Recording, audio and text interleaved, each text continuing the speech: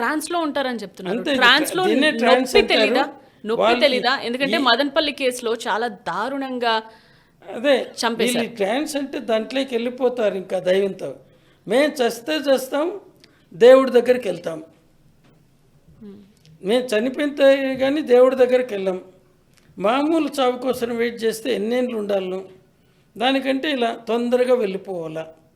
ఇది చాలా మంది అంటే ఇప్పుడు మదనపల్లి కేసులో మళ్ళీ వాళ్ళు పుడతారు అన్న పుడతాము, యాంగిల్ అప్పుడు ఒకటి బయటకు దేవుడికి వచ్చింది. దగ్గరగా ఉంటాము అని భ్రమలేకి వాళ్ళు వచ్చారు.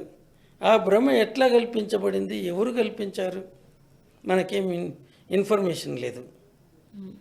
సో ఇట్లా వీళ్ళు దేనికైనా తెగిస్తారు అక్కడ పూర్తిగా నమ్మినప్పుడు. ఇంకో చోట మొత్తం కుటుంబం అంతా ఊరేసుకుని చనిపోయిన ఇన్సిడెంట్. అది సూసైడల్ ప్యాక్ట్ అంటారు.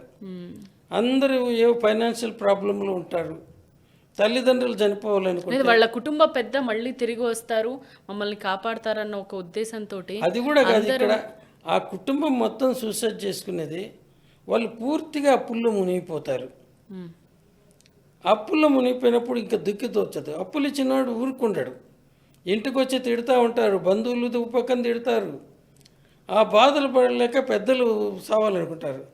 అప్పుడు పిల్లలు కూడా ఇంకా తండ్రి తల్లి పోతే మేము అనాథలం అయిపోతాం, మాకు మాత్రం ఈ బ్రతుకు ఎందుకు అనుకొని వాళ్ళతో పాటు వీళ్ళు కూడా సూసైడ్ చేసుకుంటారు. ఇది జరుగుతూ ఉంది. సో